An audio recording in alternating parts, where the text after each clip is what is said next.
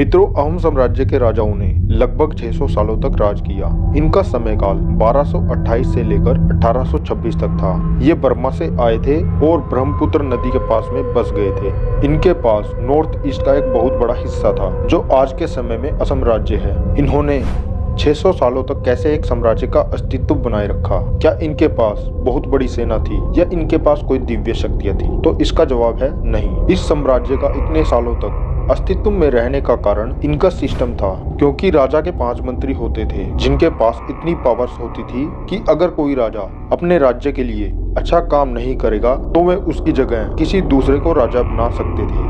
मित्रों, आपको यह भी जान लेना चाहिए कि अहोम एम्पायर ने 17 बार मुगलों को हराया था। और आप यह तो जानते ही होंगे कि मुगल कितने निर्दयी और लूटखोर थे। उन्होंने भारत के कितने ही मंदिरों को तोड़ा और लूटा था।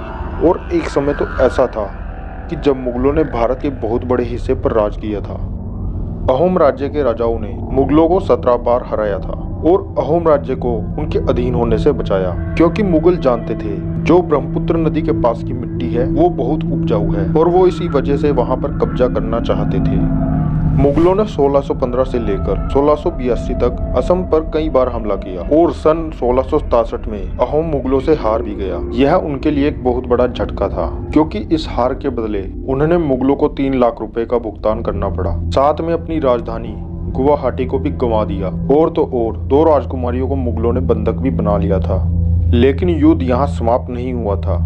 उस समय लचित बोरफुकन भारत की सबसे बड़ी सेना के सेनापतियों में से एक थे। मित्रों, अहोम वंश की कहानी बिल्कुल अधूरी सी लगेगी अगर इसमें सराय घाट के युद्ध को ना बताया जाए। लचित बोरफुकन वह व्यक्ति था जिसने मुगलों से गुवाहाटी को वापस छीना था। इस सेनापति ने इस जीत का जश्न मनाने के बजाय मुगलों पर एक जवाबी हमला करने की ठानी, क्योंकि वह जानता था कि मुगल इस हार को हल्के में नहीं लेंगे।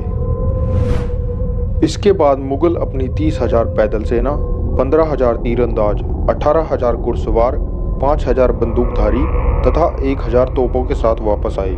मुगल अपनी पिछली हार से वैसे ही बौखलाए हुए थे। उस समय उनको हरा पाना लगभग नामुमकिन था, परंतु लचित बोरफुकन बहुत तेज दिमाग वाले थे। उन्होंने यहाँ जियोग्राफी का लाभ उठाया और मुगलों को ब्रह्मपुत्र नदी में लड़ने के लिए मजबूर कर दिया। परंतु एक समय तो ऐसा भी आया जब लचित बोरफुकन बहुत ज्यादा बीमार पड़ गए थे, जिससे कि सेना का मनोबल गिरने लगा था और वो पीछे हटने की सोचने लगे। लेकिन तब लचित बोरफुकन ने अपनी सेना को कहा कि अगर तुम भागना चाहते हो तो भाग जाओ, लेकिन राजा ने मुझे जो काम दिया है मैं इसे अच्छे से करूंगा। इसके बाद सेना ने युद्ध लड़ा और वे इस युद्ध को जीत गए। लचित बोरफुकन ना तो अपने धर्म के लिए लड़े, ना किसी नेता के लिए और ना ही अपने लिए। वो सिर्फ अपनी धरती और अपने लोगों के लिए लड़े थे। इसीलिए वो एक महान सेनापति थे। इस जीत के बाद उन्होंने असम में जीत का जश्न भी मनाया। हमारे देश में 24 नवंबर को लचित दिवस भी मनाया जाता है और एनडीए के सर्वश्रेष्ठ सेना छात्र को लचित नाम से गोल्ड मेडल भी दिया जाता है। मित्रों, मेरा मानना है कि सरकार को अब अहोम वंश के बारे में आने वाली पीढ़ी को पढ़ाना चाहिए, जिसमें कि वो इसके बारे में अच्छे से जान सके। मित्रों, नॉर्थ ईस्ट हमारे देश का एक अभिन्न अंग है। धीरे धीरे हमें उनके कल्चर को भी समझना होगा। मित्रों, आज की वीडियो में बस इतना ही। अगर आपको यह वीडियो पसंद आई हो तो इसे लाइक और अपने दोस्तों के साथ जरूर शेयर करें। और अगर चैनल पर नए आए हो तो इस चैनल को सब्सक्राइब करना मत भूलें। साथ में इस बेल आइकन पर भी क्लिक कर दें, जिससे कि आपको हमारी आने वाली नई वीडियो का नोटिफिकेशन मिलता रहे।